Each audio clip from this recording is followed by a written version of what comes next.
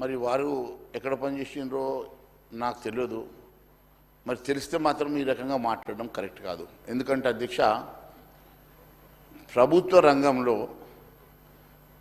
ఒక state government మీద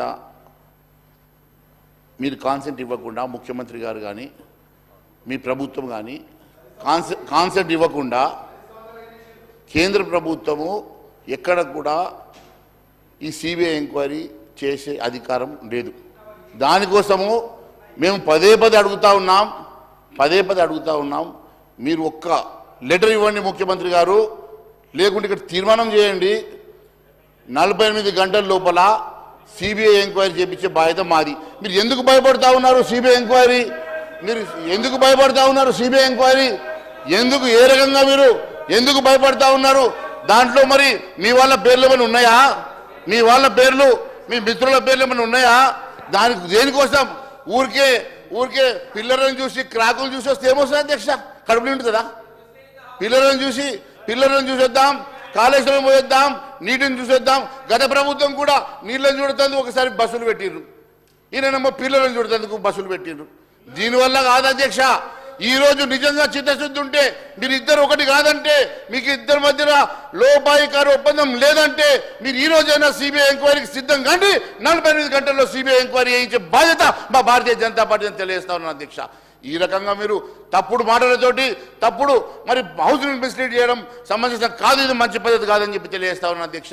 ఈరోజు పూర్తిగా ఇరిగేషన్ కూడా అధ్యక్ష, ఇరిగేషన్కి మీరు కేటాయించిన నిధులు ఎంత అధ్యక్ష? ఇరిగేషన్లో దాదాపు 22,000 కోట్ల రూపాయలు రీపేమెంట్కే పోతుంది. 13,500 కోట్ల రూపాయలు కాంట్రాక్టర్ల రీపేమెంట్స్కి, కాంట్రాక్టర్ల పేమెంట్స్కి పోతుంది. 13,500 కాంట్రాక్టర్ పేమెంట్స్కి పోగా 22,000 కోట్ల రూపాయలు మరి దాదాపుగా రీపేమెంట్స్కి, ఇంట్రెస్ట్కి పోగా 35,000 కోట్ల రూపాయలు ఇస్తే ఆడికాడికే సరిపోతుంది అధ్యక్ష. అటువంటిది 22,000 కోట్లు ఇచ్చి చేతులు దులుపుకొని ప్రాణహిత సేవలు కడతారట. అయిపోయి వచ్చేసిందా ఇంటిమేషన్? అయ్యగారు, మా మినిస్టర్ గారు చెప్పేసిండ్రు, నేను కూడా ఎక్కువ టైం తీసుకోను సార్, ఎక్కువ టైం తీసుకోను. వాళ్ళకేమో 2 గంటలు ఇస్తారు సార్, వాళ్ళకి 2 గంటలు ఇస్తారు. ఇక చెప్పు వస్తూనే ఉన్నాడు, చెప్పగానే బెల్లు కొడుతూనే ఉన్నారు. నేను ఒకటే చెప్తా ఉన్నాను అధ్యక్ష, ఈరోజు ఒకటే చెప్తా ఉన్నాను అధ్యక్ష. ఇరిగేషన్లో మీరు ఏ రకంగా ప్రాణహిత సేవలు కడతారు, ఏ రకంగా మీరు చెప్పినటువంటి మేనిఫెస్టోలో చెప్పినటువంటి మరి అంశాలన్నీ కూడా మీరు ఏ రకంగా పూర్తి చేస్తారు? ఏఎంఆర్ ప్రాజెక్టు దగ్గర నుంచి మరి పూర్తిగా దాదాపుగా 18 లిఫ్ట్ ఇరిగేషన్లతో సహా 18 ప్రాజెక్టులు మీరు మెన్షన్ చేస్తున్నారు కదా. మరి దాంట్లో మీకు కావాల్సిన దానికి ఎన్ని వేల కోట్ల రూపాయలు అవసరం పడుతుందో చెప్పకుండా, మీకు రీపేమెంట్స్కి సరిపోయిన డబ్బులు కూడా మీరు ఇవ్వకుండా, కాంట్రాక్టర్ పేమెంట్స్ కూడా సరిపోయిన డబ్బులు మీరు ఇవ్వకుండా 28,000 కోట్లు గతంలో ఇచ్చినటువంటి ప్రభుత్వ లెక్కల ప్రకారం మీరు కూడా అదే నంబరు ఒక 2-3 కోట్లు అటు ఇటు చేసేసి మీరు ఇలా బడ్జెట్ రిలీజ్ మీరు ఓడన్ అకౌంట్ చెప్పేసి ఈరోజు ప్రజల్ని మిస్లీడ్ చేస్తూ ఉన్నారు, సభను మిస్లీడ్ చేస్తూ ఉన్నారు. మీరు పూర్తిగా ఇది ఒక డొల్లా బడ్జెట్. ఇది ప్రజల్ని మోసం చేసే బడ్జెట్. మీరు ఇచ్చిన హామీలు నెరవేర్చలేని బడ్జెట్. మీరు ఇచ్చిన ఏ ఒక్క హామీ ఇలా పూర్తిగా నెరవేర్చలేని బడ్జెట్. 4 రోజుల తర్వాత పాపం ఎమ్మెల్యేలు కూడా నియోజకవర్గంలో తిరగాలంటే తిరగలేని పరిస్థితి వస్తుంది అధ్యక్ష. ఈ రకంగా మీరు ఇచ్చినటువంటి హామీలను ప్రజలు ప్రశ్నించడం మొదలు పెడితే ఎమ్మెల్యేలు గ్రామాల్లో తిరిగే పరిస్థితి కూడా ఉన్నది అధ్యక్ష. కేవలం ఎంతకాలం మభ్య పెడతారు, ఎంతకాలం డిబేట్ చేస్తారు అధ్యక్ష. కేవలం మీరు అధికారం రావాలని ఒకే ఒక ఆకాంక్షతో వచ్చిండ్రు, అధికారంలోకి వచ్చిండ్రు, ప్రజల్ని మోసం చేసిండ్రు, మభ్య పెట్టిండ్రు, అబద్ధాల మాటలతోటి ఈరోజు పూర్తిగా ఈ రాష్ట్రాన్ని మళ్ళీ మీరు ఒక ధ్వంసం చేసే ప్రయత్నం చేస్తూ ఉన్నారు. నేను ఒకటి అడుగుతా ఉన్నాను, గత ప్రభుత్వం చేసింది, గత ప్రభుత్వం ఎక్కడ కూడా మరి ఇచ్చిన హామీలు నెరవేర్చలేదని, గత ప్రభుత్వం ఎక్కడ కూడా ఇచ్చిన హామీలు నెరవేర్చలేదని ఈ ప్రభుత్వం కూడా అదే మాదిరిగా మేము కూడా వాళ్ళు చేసిండ్రు మరి మమ్మల్ని ఏం చేస్తారు అని చెప్పేసి మేము కూడా ఇట్లే కాలం గడుపుతామనంటే నడవదు అధ్యక్ష. గత ప్రభుత్వం అంటే మోసం చేసిందనే వాళ్ళని వాతలు పెట్టిండ్రు, మోసం చేసిందనే వాళ్ళని దించేసిండ్రు, మోసం చేసిందనే వారికి వీళ్ళ అపోజిషన్లో కూర్చోబెట్టిండ్రు అధ్యక్ష. కానీ మీరు మాట ఇస్తే తప్పరనుకున్నాం. కానీ మొన్ననే కొంతమంది ఎమ్మెల్యేలు నాతో చెప్తున్నారు, సార్ మా ముఖ్యమంత్రి ఇట్లా యూటర్న్ తీసుకుంటాడు అనుకోలేదు సార్, మా ముఖ్యమంత్రి ఇట్లా యూటర్న్ తీసుకుంటే అనుకోలేదు సార్ అని చెప్పి కొంతమంది ఎమ్మెల్యేలు పాపం నాకు చెప్తున్నారు. అయ్యా బయట కూడా కొంతమంది చెప్తా ఉన్నారు యూటర్న్ ముఖ్యమంత్రి అని. అయ్యా నువ్వు యూటర్న్ ముఖ్యమంత్రి కావద్దు, నువ్వు నా స్నేహితుడివి, నువ్వు మంచి ముఖ్యమంత్రిగా పేరు తెచ్చుకోవాలని కోరుతా ఉన్నా. నువ్వు మంచి నా స్నేహితుడిగా మంచి ముఖ్యమంత్రిగా పేరు తెచ్చుకోవాల్సిందిగా కోరుతా ఉన్నాను. ఇప్పుడు అధ్యక్ష రాజకీయ ప్రసంగం చేస్తున్నవారు మా ముఖ్యమంత్రి గారు ఎక్కడా యూటర్న్ తీసుకోలేడు. మా ముఖ్యమంత్రి గారు పదే పదే చెప్తున్నాడు మేము ప్రజలకు ఇచ్చిన హామీలను అమలు చేసే బాధ్యతను తీసుకుంటామని చెప్పని. ఈరోజు అసెంబ్లీలో కూడా మేము పెట్టినటువంటి బడ్జెట్లో కూడా మేము ప్రతిపాదన 6 గ్యారెంటీలు ఏ విధంగా అమలు చేయాలని చెప్పినటువంటి ఆలోచనతోని ముందుకు పోతున్నాం. ఇప్పటికే 2 అమలు చేసినాం.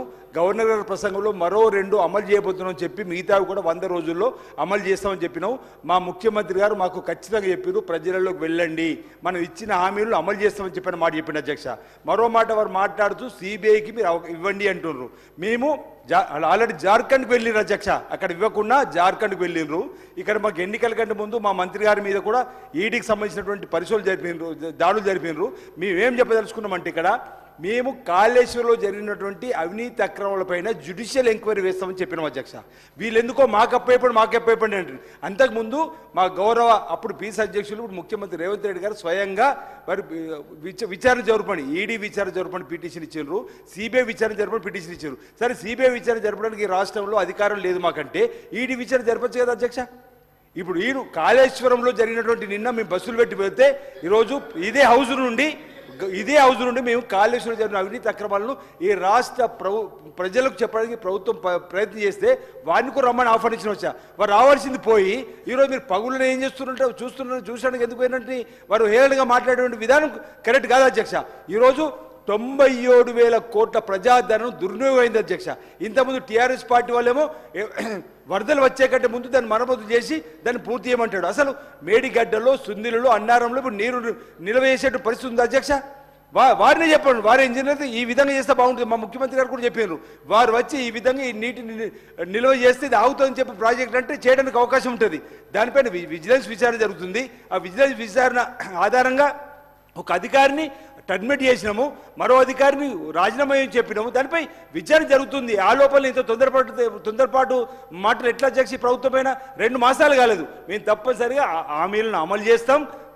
అసలు కాంగ్రెస్ పార్టీ ఎక్కడ ప్రజాభిమానం పొంది ఇక్కడ అటు బీఆర్ఎస్ కానీ ఇటు బీజేపీ కానీ కూకటి పేర్లతోటి రాదు అనేటువంటి ఆలోచనతోటి ఈరోజు ఈ విధంగా వాళ్ళు చేసేటువంటి ప్రచారం తప్ప మరొకటి కాదు. రాబో లోక్సభ ఎన్నికల్లో అధ్యక్ష చెప్తారు, ప్రజలు తీర్పిస్తారు, అందులో ఏమాత్రం అవడం లేదు. మీకు చిత్తశుద్ధి ఉంటే భారతీయ జనతా పార్టీ గతంలో చేసినటువంటి తప్పిదాలపైన ఈడీ ద్వారా విచారణ జరపండి. మాకు చిత్తశుద్ధి ఉంది, కాళేశ్వరం పైన జ్యుడిషియల్ ఎంక్వైరీ చేస్తాం. తప్పులు చేసిన వారిని తప్పనిసరిగా దోషులు ఎవరైనా వారిని శిక్షిస్తామన్న మాట ఈ సందర్భంగా తెలియజేసిన అధ్యక్ష.